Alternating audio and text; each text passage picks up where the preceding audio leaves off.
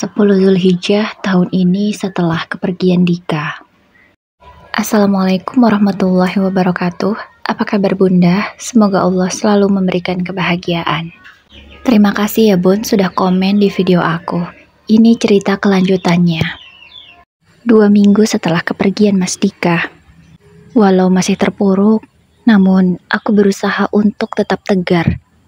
Aku tidak boleh terus meratapi nasibku ini.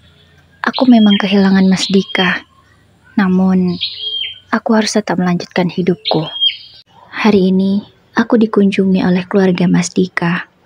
Ada orang tuanya, juga adik-adiknya. Adik Mas Dika lebih muda setahun daripada aku, sedangkan umur Mas Dika sendiri 24 tahun. Aisyah, kamu yang kuat ya nak. Kamu harus tegar menghadapi semua ini.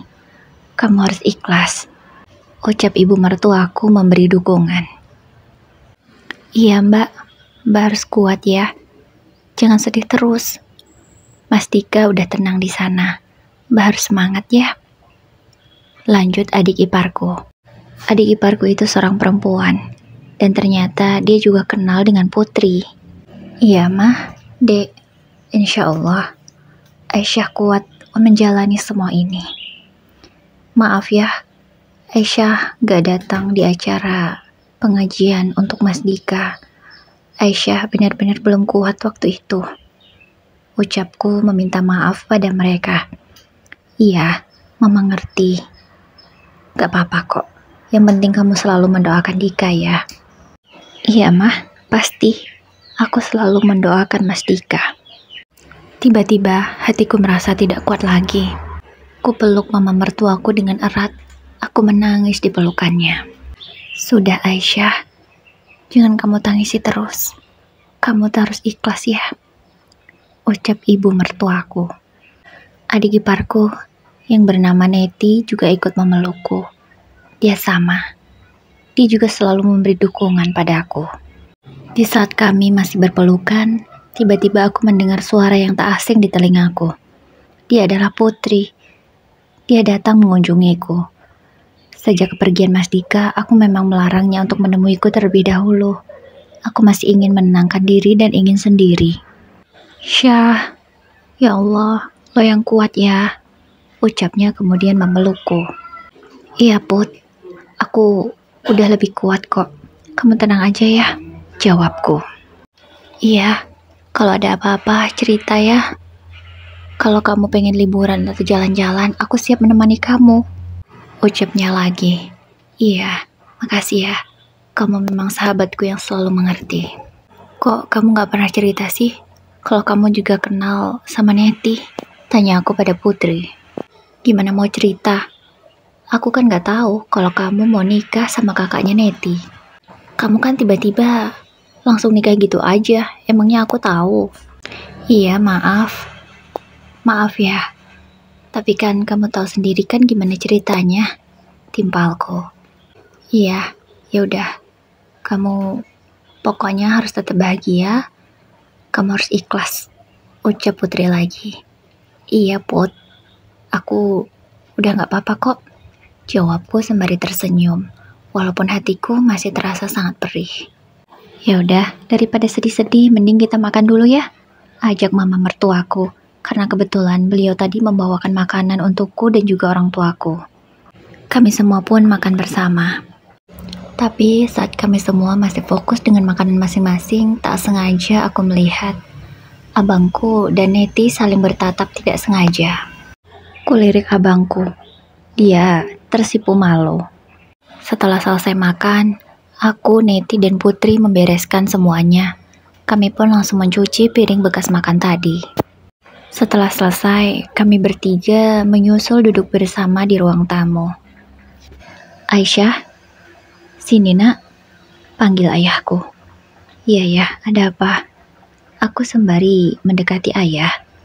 Ini Aisyah, di dalam amplop ini ada uang nafkah untukmu sampai selesai masa idahmu. Ini dari keluarga Dika. Kamu terima ya, ucap ayah sembari menyerahkan amplop berwarna coklat. Kupandangi amplop itu dalam waktu yang cukup lama. Aku merenung. Seandainya amplop ini yang memberikan Mas Dika, itu pasti akan terasa sangat membahagiakan. Aku tidak tahu berapa nominalnya, namun dari luar terlihat amplop itu sangat tebal sekali. Aku tak bisa lagi menahan air mataku. Aku menangis lagi di sana di hadapan semua keluarga. Ku tutup wajahku. Kemudian aku ditarik oleh seseorang. Itu ternyata ayahku. Ayah memelukku dengan erat, tanda dia memberi dukungan kepadaku. Karena aku belum bisa tenang juga, akhirnya aku dibawa ke kamar oleh Putri dan juga Neti. "Mbak, jangan nangis terus dong. Mbak harus kuat," ucap Neti. "Syah, uangnya aku taruh dalam lacimu ya," ucap Putri. Aku tidak menanggapi ucapan Putri. Aku masih fokus menangis. "Syah, itu tuh uang dari Dika, uang nafkah darinya untuk kamu. Kamu kok malah nangis sih? Bukannya seneng dikasih duit," ucap Putri. "Dika tuh sama seperti suami yang lainnya. Cuman kondisinya saja yang berbeda. Kamu harus kuat," ucapnya lagi. "Udah deh Syah, jangan nangis terus. Kasihan Dika di sana. Kamu harus tetap semangat," ucap Putri lagi memberi dukungan. Aku masih diam. Aku masih terus saja menangis. "Ya udah, besok kita jalan-jalan aja pakai uang nafkah dari Dika," ucapnya santai, tanpa ingat bahwa aku masih dalam masa idah. "Kak Put, Mbak Aisyah belum boleh kemana-mana, masih masa idah," ucap Neti mengingatkan Putri. "Astagfirullahalazim, aku lupa, maaf ya," ucapnya.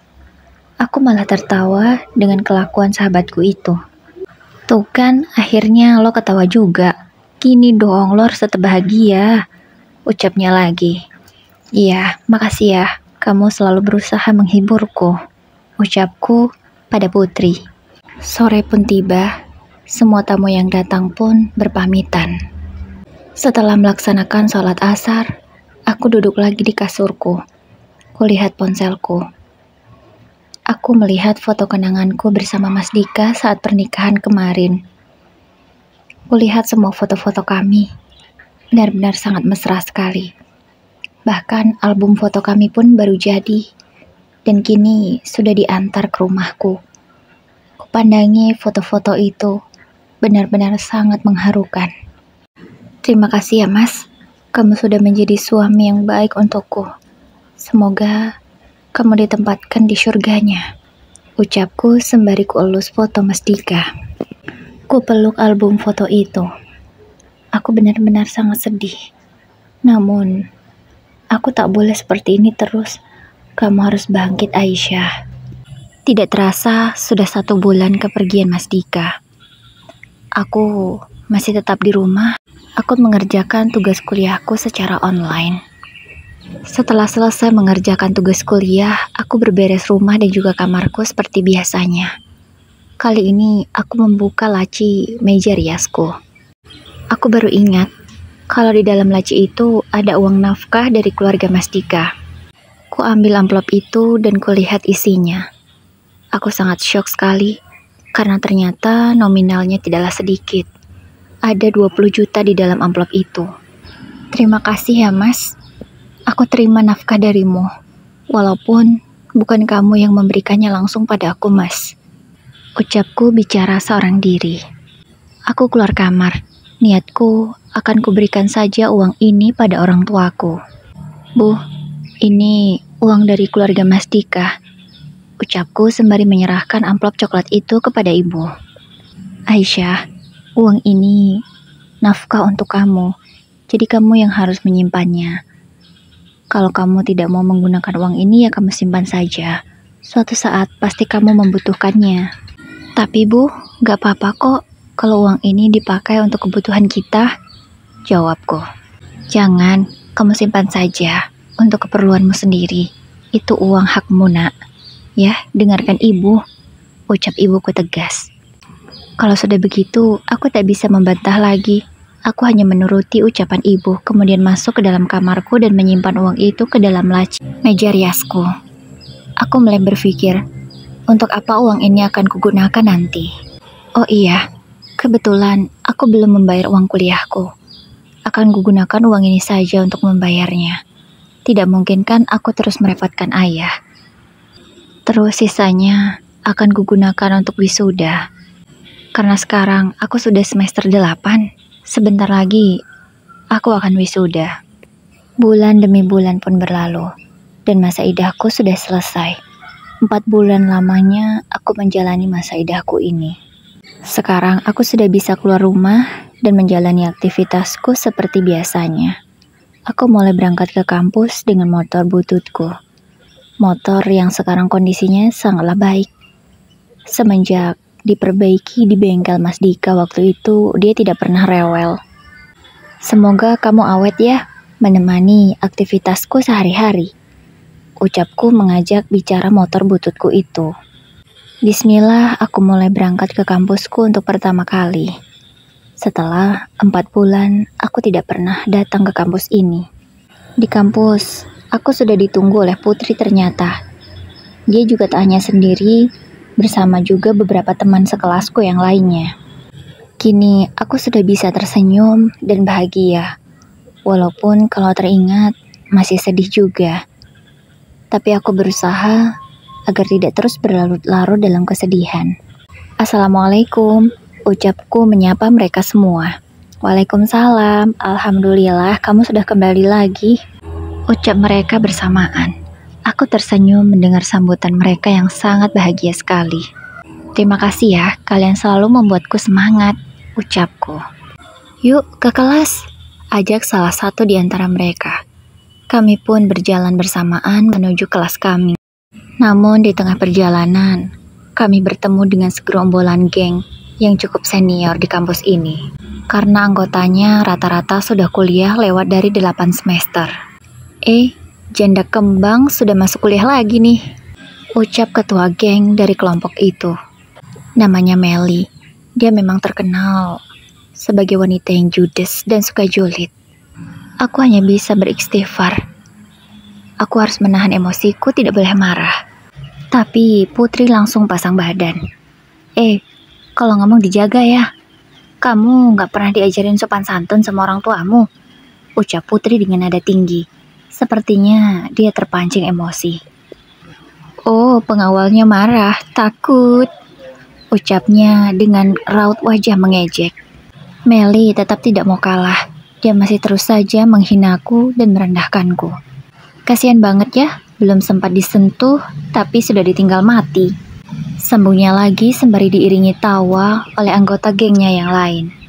Karena sudah tidak tahan dan tidak mau cari ribut, aku mengajak Putri untuk segera pergi dari sana. Aku tidak mau jika diteruskan, pasti akan bertengkar ujungnya. Udah Put, ayo kita pergi. Gak usah diladenin. Kita masih punya iman. Percuma. Dan tidak ada faedahnya meladeni orang-orang seperti mereka, ucapku dengan tegas pada Putri. Aku segera menarik tangannya. Namun, Putri sempat menolak, tapi aku memaksanya. Tapi mereka semua masih tetap saja menyoraki kami. Entahlah apa yang mereka inginkan. Kenapa dengan tega menghina aku seperti itu? Apakah segitu hinanya aku di mata mereka? Sehingga tanpa berperasaan mereka mengataiku seperti itu. Aku bergumam dalam hatiku. Sebenarnya air mataku sudah akan jatuh, tapi aku berusaha dengan sekuat tenaga menahan agar tidak jatuh air mata ini. Aisyah, kamu jangan sedih ya, gak usah dengerin mereka, ucap salah satu temanku. Iya, makasih ya. Aku kuat kok, jawabku. Setelah itu kami melanjutkan kegiatan kelas hari ini seperti biasa. Setelah selesai, kami pulang karena tidak banyak juga pelajaran hari ini. Namun di perjalanan menuju parkiran, lagi-lagi aku bertemu dengan geng julid itu. Lagi dan lagi mereka mengataiku. Ada janda kembang mau pulang kuliah nih, ucap salah satu di antara mereka. Aku tidak tahu siapa namanya. Kali ini aku hanya sendirian, karena Putri tadi berpamitan. Entah mau kemana dulu, aku lupa. Udahlah Aisyah, kamu itu gak usah sok imut dan sok manis gitu. Mau bagaimanapun, kamu itu tetap janda. Beda dengan kami yang masih gadis, ucap Meli. Aku benar-benar sangat sakit hati mendengar ucapannya. Tega sekali dia berkata seperti itu. Apa segitu rendahnya aku yang seorang janda ini di matanya? Memang apa salahku? Semua itu sudah takdir. Aku juga tidak memintanya. Namun itu sudah menjadi garis hidupku. Jawabku tegas. Allah, gak usah sok ceramah kamu. Makanya jangan ngerebut cinta orang lain. Itu akibatnya. Jadi janda di usia pernikahan hingga sampai 24 jam. Ucapnya lagi dengan julid. Ingin rasanya aku melayangkan tangan ini ke wajahnya. Namun ku tahan emosiku. Apa maksudmu bicara seperti itu? Tanya aku tegas. Kamu gak usah pura-pura gak tahu deh. Jika itu pacarku, kamu merebutnya dariku. Makanya, kamu kena balaknya kan? Seandainya Dika gak nikah sama kamu, pasti dia masih hidup sampai sekarang. Ucap Meli dengan nada tinggi. Apa maksudmu? Kenapa kamu ngomong seperti itu? Seakan kepergian Mas Dika itu gara-gara aku. Jawabku. Ya emang karena kamu. Andaikan dia tidak menikah denganmu, pasti dia masih baik-baik saja. Ucapnya lagi dengan nada yang masih tinggi. Aku gak pernah ya berharap semua ini terjadi. Itu semua sudah takdir. Ucapku tegas. Namun lagi-lagi Meli tetap membantah semuanya. Sudahlah, kamu itu gak usah sok suci. Wanita tidak tahu diri. Ucapnya lagi. Apa maksudmu mengataiku tidak tahu diri? Aku memang melakukan apa? Setauku, aku tidak merebut siapapun. Aku tidak merebut Mas Dika dari siapapun. Karena dia masih bujang, masih single, tidak memiliki istri. Jadi sah-sah saja aku menikah dengannya. Dan Mas Dika sendiri yang mau menjadikan aku sebagai istrinya. Ucapku dengan lantang. Melis ketika terdiam. Mungkin dia merasa takut atau tidak menyangka jika aku berani melawannya seperti ini. Karena selama ini, orang-orang yang dia bully hanya diam saja dan tidak berani melawan. Mungkin dia tidak menyangka kalau aku bisa membantahnya. Sudahlah, aku tidak ingin lagi berdebat denganmu. Minggir, ucapku. Sembari ku terobos rombongan mereka. Karena motorku dihadang oleh mereka. Segera ku pakai helm dan ku naiki motorku. Untunglah motor ini tidak rewel, jadi aku bisa segera pergi dari sana. Ku lajukan motorku menuju rumah. Alhamdulillah aku sampai di rumah dengan selamat.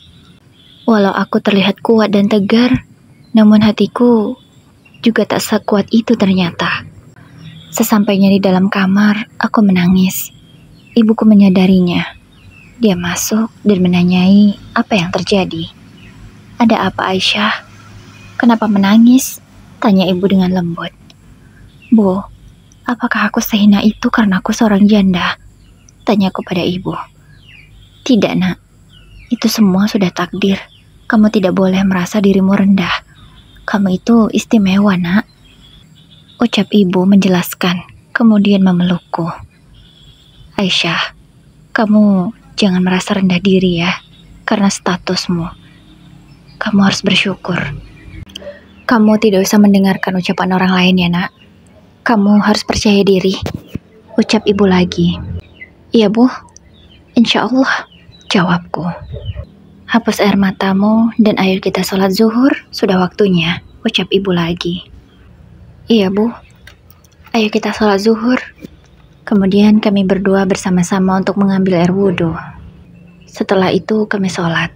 Selesai sholat aku berdoa dan mencurahkan semua isi hatiku pada Sang Maha Pemilik hati. Ya Allah, berikanlah aku kekuatan untuk menghadapi semuanya. Hari demi hari berlalu, ku jalani kehidupanku seperti biasanya. Namun masih tetap saja, teman-temanku yang di kampus itu terkadang suka menggangguku. Namun kali ini aku tak lagi menanggapi ucapan mereka. Aku langsung pergi saja, bahkan kuhindari jika bertemu dengan mereka. Walaupun terkadang tak sengaja kami harus tetap bertemu. Tapi aku sudah punya teman-teman yang akan siap membela aku sampai titik darah penghabisan. Hingga sekarang aku sudah sibuk menyusun skripsi. Aku berusaha agar tahun ini aku bisa lulus. Aku harus membuat Mas Dika bangga. Apalagi wisudaku kali ini dibiayai oleh Mas Dika. Dan tidak kusangka ternyata keluarga Mas Dika memberi uang tambahan untukku untuk biaya wisudaku kali ini. Aku menolaknya, namun mereka terus memaksa. Hingga aku berhasil dan tinggal menunggu saatnya aku wisuda. Aku dengan bahagianya memberitahu orang tuaku. Mereka sangat bersyukur karena akhirnya putri mereka ini akan segera lulus S1.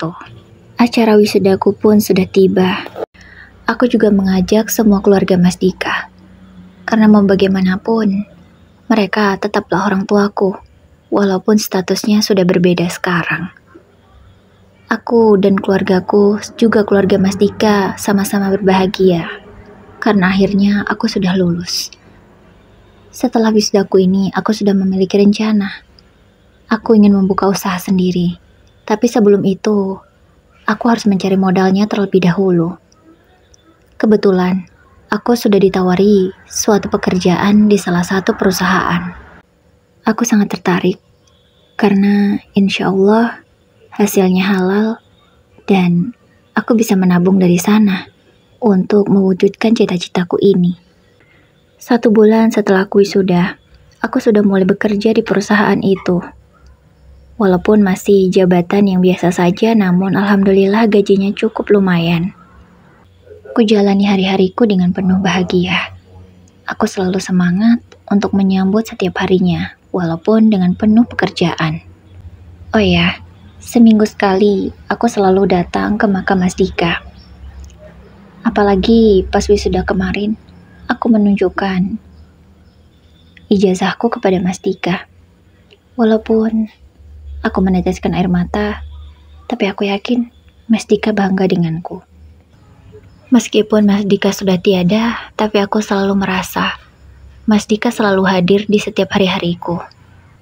Malam ini, ayah mengumpulkan kami semua. Walaupun seperti biasa, kami akan selalu makan malam bersama. Karena kalau siang, susah sekali untuk makan siang bersama. Jadi waktu pagi dan malam akan dimanfaatkan dengan sebaik mungkin. Ayo bang, katanya mau ngomong serius, ucap ayah membuka pembicaraan. Tumben abang mau ngomong serius apa? Tanyaku. Maaf sebelumnya ya, Bu. Abang mau minta izin. Alhamdulillah, ucap ibu. Kok ibu sudah alhamdulillah? Emangnya ibu tahu abang mau ngomong apa? Tanya abang pada ibu. Ibu tahu kamu mau ngomong apa? Kamu mau izin menikah kan? Tanya ibu sembari tersenyum. Mendengar jawaban ibu, abang tersipu malu. Berarti benar kata ibu, abang mau meminta izin untuk menikah pasti. Iya bu, abang mau meminta izin untuk menikah. Menikah dengan siapa? Tanya ayah langsung menyaut. Dengan Neti, ucap abang malu-malu. Abang, beneran? Tanya aku antusias. Ya, jawabnya.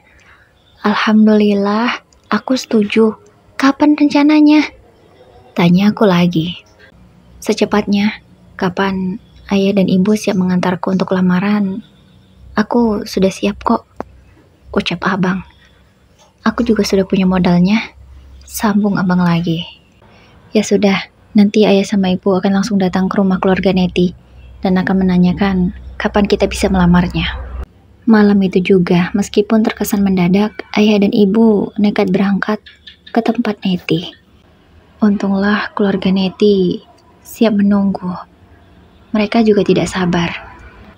Bagi mereka dan bagi keluarga kami, hal baik tidak patut ditunda-tunda. Harus segera dilaksanakan. Kebesokan paginya, ayah dan ibu menceritakan bagaimana hasil keputusan tadi malam. Besok malam akan langsung dilaksanakan acara lamaran itu. Aku sangat bahagia sekali karena akhirnya abangku akan menikah. Aku ikut mengantarkan acara lamaran itu.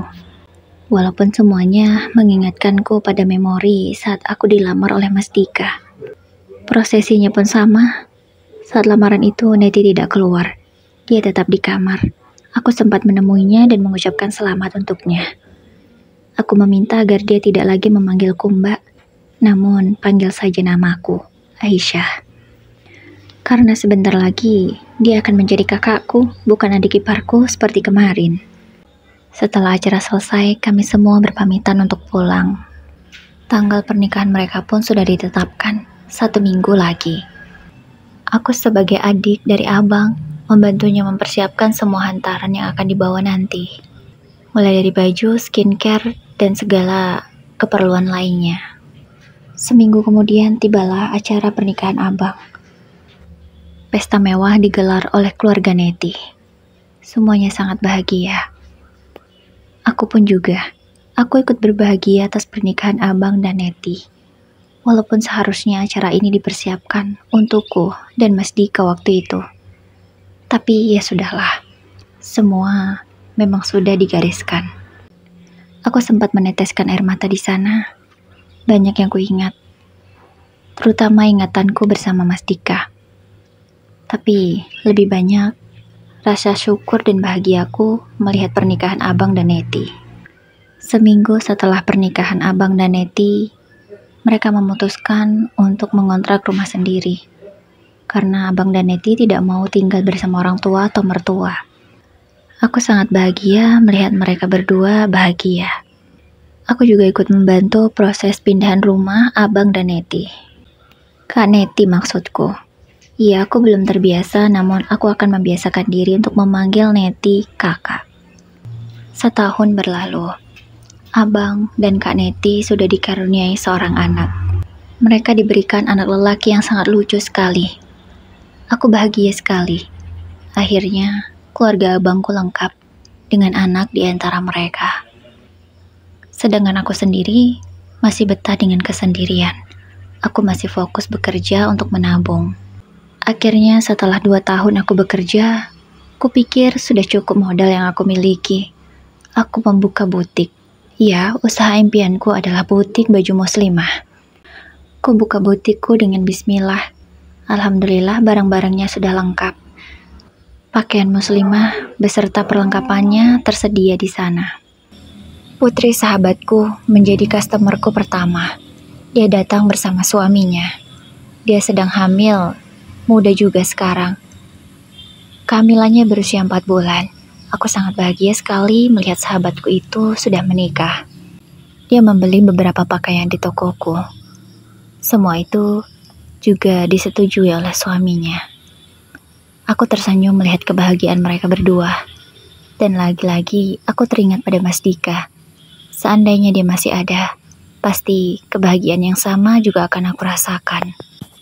Astagfirullah, tidak boleh begini. Tidak boleh menyesali takdir.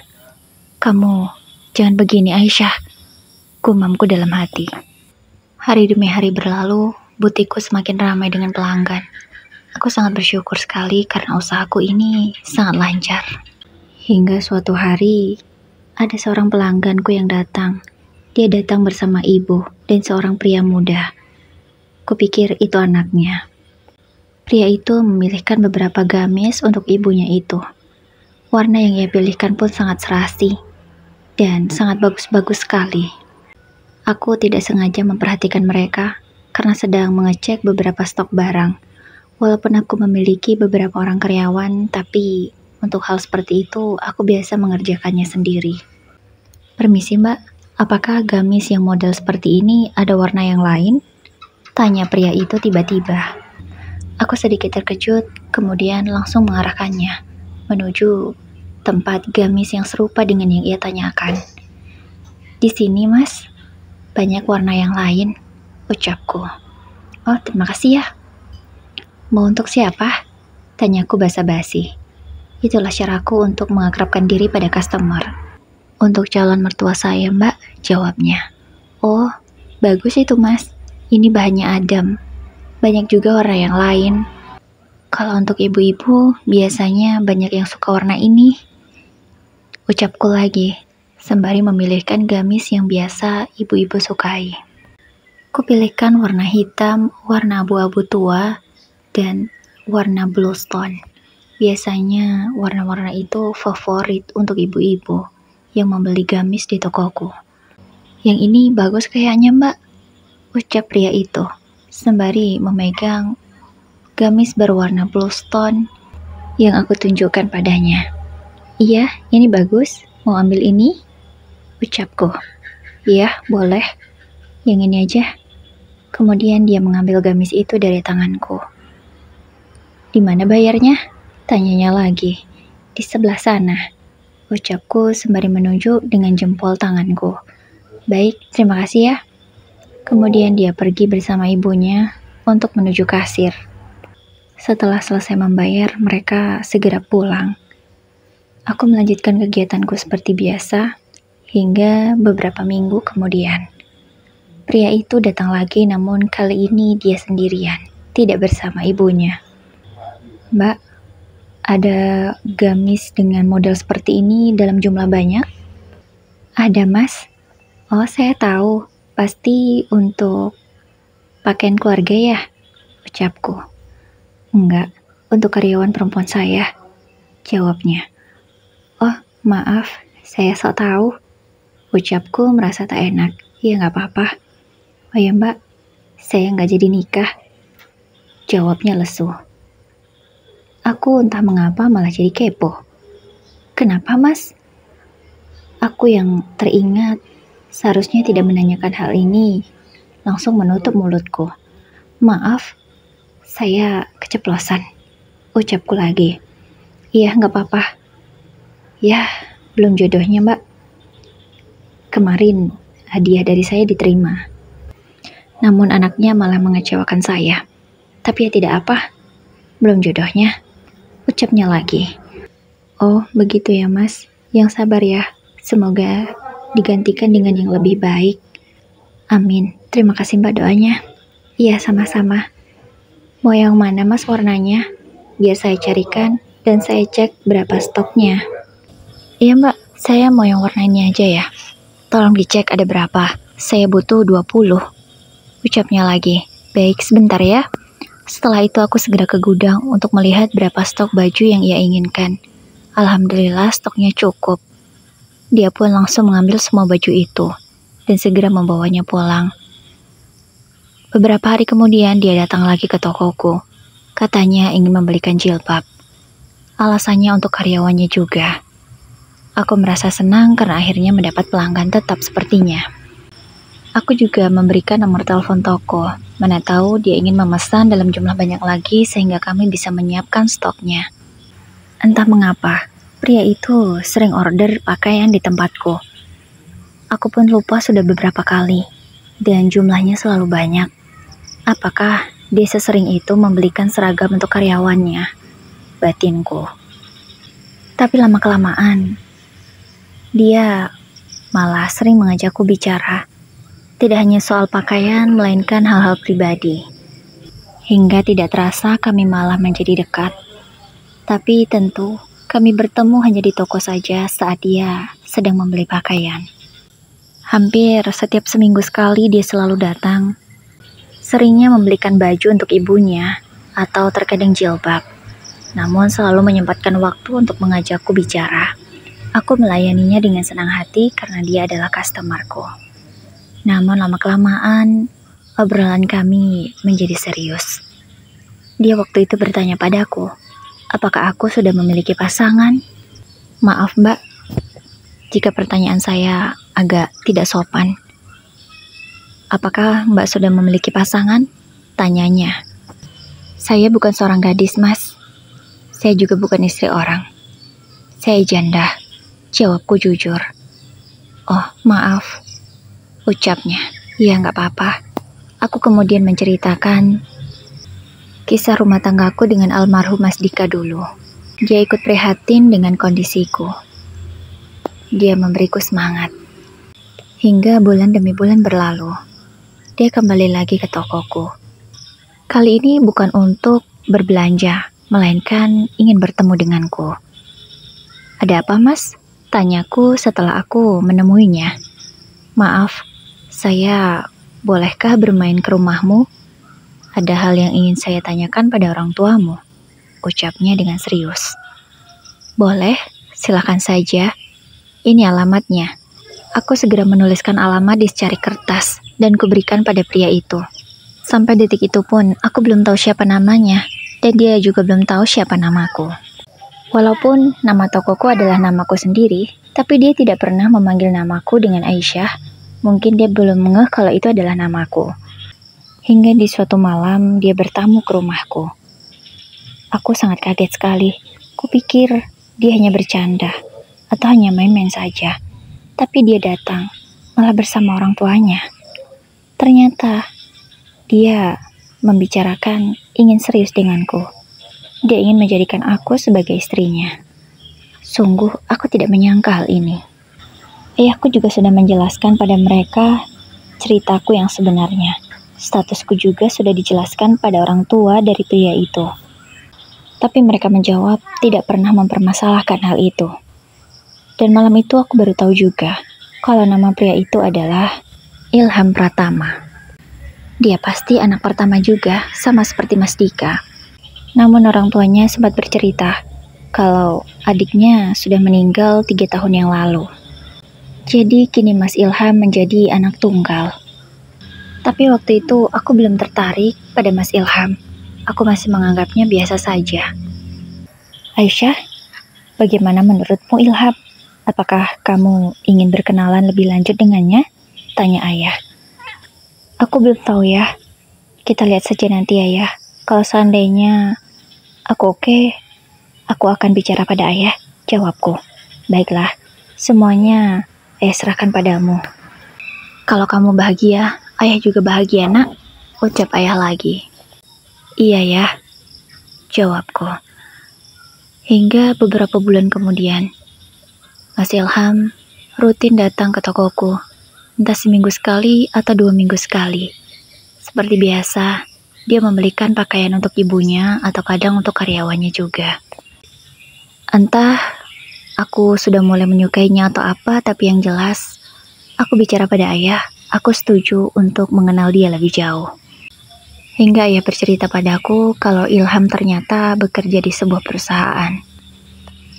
Jabatannya sebagai manajer. Belakangan juga aku ketahui kalau perusahaan itu milik ayahnya sendiri. Aku tidak masalah dia mau bekerja di mana, yang penting kerjaan itu halal. Hingga suatu hari ayah bertanya padaku, apakah aku sudah siap untuk dilamar oleh Ilham? Tanyanya. Aku bingung, karena jujur, masih ada rasa yang bagaimana gitu. Tapi aku sudah mulai menyukai Mas Ilham juga. Aku memutuskan untuk sholat istikharah agar mendapatkan petunjuk. Alhamdulillah, aku segera diberikan jawabannya. Hatiku diyakinkan untuk menerima lamaran Mas Ilham. Dilaksanakan lamaran itu tepat di hari ulang tahunku. Di umurku yang sekarang 25 tahun. Dan seminggu setelah acara lamaran itu, pernikahan kami akan dilaksanakan. Sama persis seperti dulu ketika aku dan Mas Dika. Aku selalu berdoa semoga acara pernikahan ini lancar sampai aku sah menjadi istri dari Mas Ilham. Walaupun bayang-bayang Mas Dika masih terngiang-ngiang di kepalaku, tapi aku berusaha untuk mencintai Mas Ilham. Pernikahan kami pun berlangsung.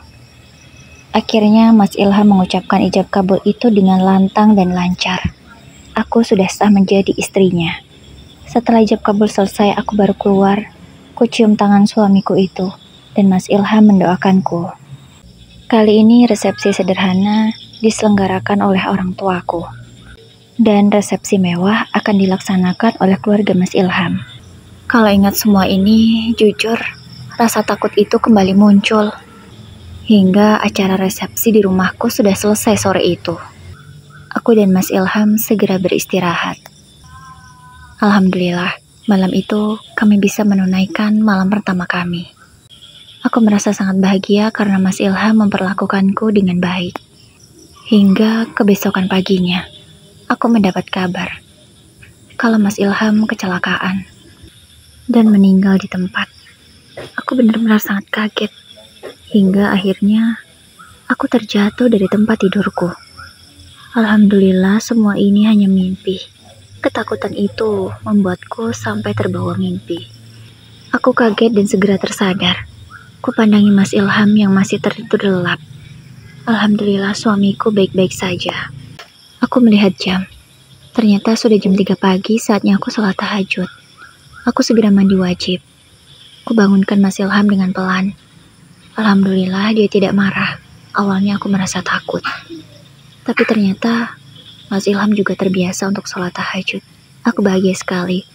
Akhirnya setelah bersiap-siap, kami sholat tahajud bersama. Kehidupan kami sangat bahagia. Hingga setelah 4 bulan pernikahan, aku hamil. Kehamilanku sekarang sudah berusia 3 bulan. Alhamdulillah sekali, pernikahanku kali ini sesuai dengan harapanku. Rezeki kami pun mengalir sederas air.